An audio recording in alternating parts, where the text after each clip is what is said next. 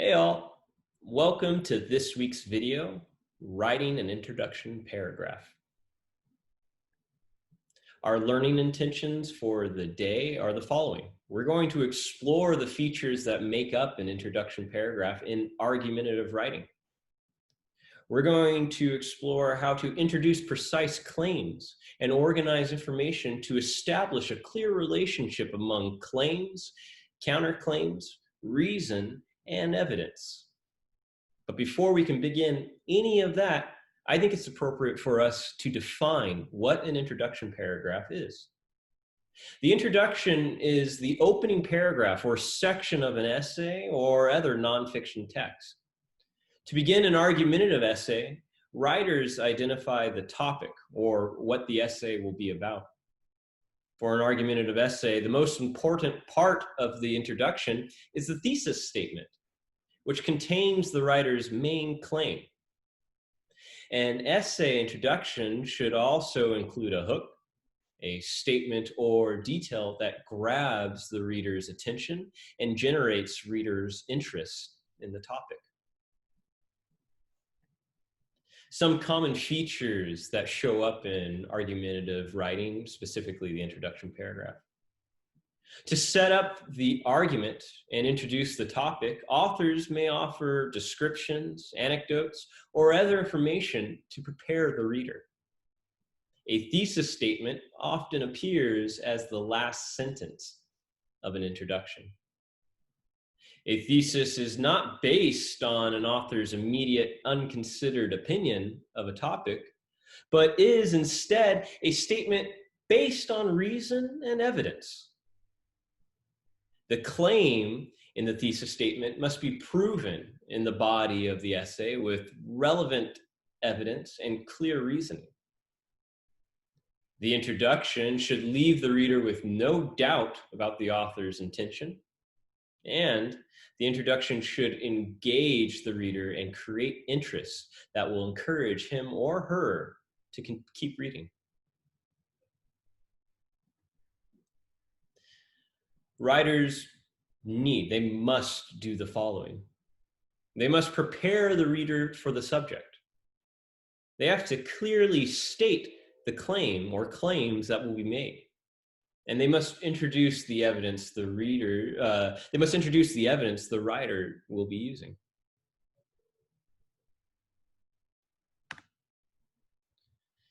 Today, I would like to model for you how I would go about writing my introduction paragraph, and then I'll take the time to break down what each section looks like and where those pieces specifically fall.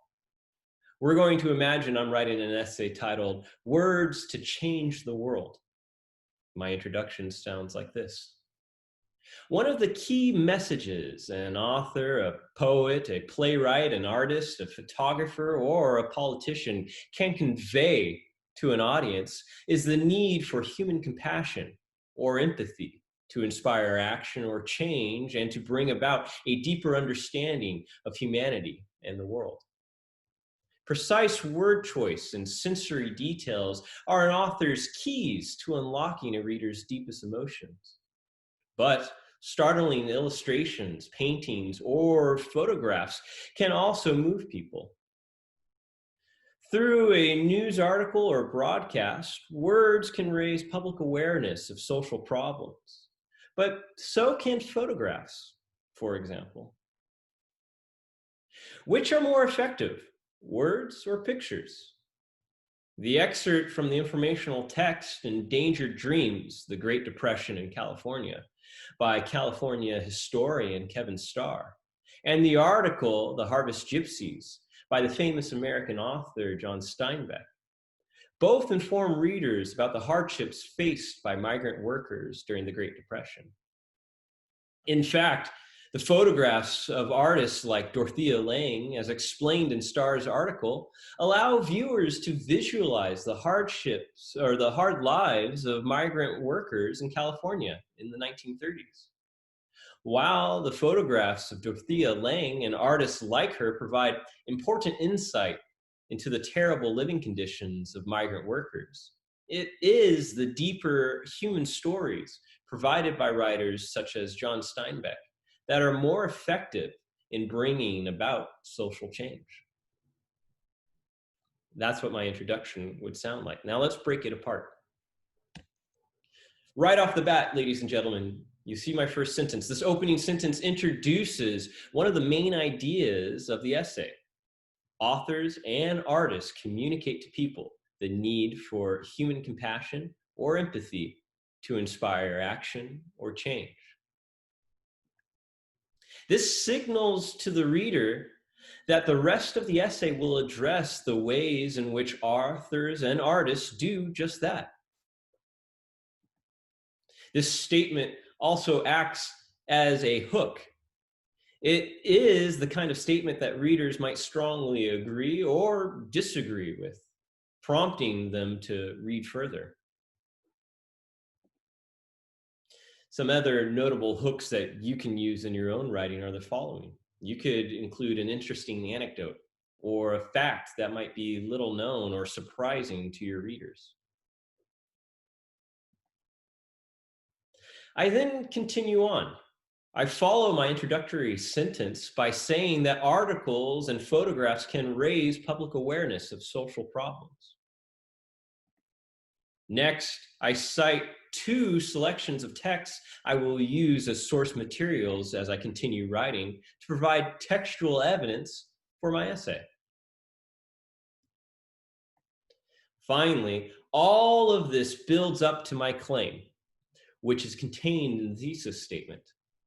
The reference to terrible living conditions and deeper human stories in the thesis statement are another form of a hook, a hint at some interesting topics to be discussed later on in my essay.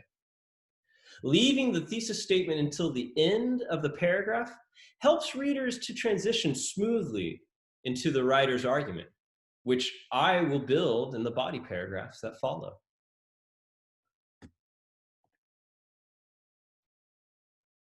Remember, a strong introduction draws the readers into the topic, leaving no room for doubt about what they can expect from the rest of the essay. Thank you very much for tuning in this week, ladies and gentlemen. Our next video will specifically explore writing a thesis statement. From there, as the weeks continue, we will have some videos about body paragraphs, evidence, and ultimately your conclusion to help support you and your writing. I'll see you soon. Bye.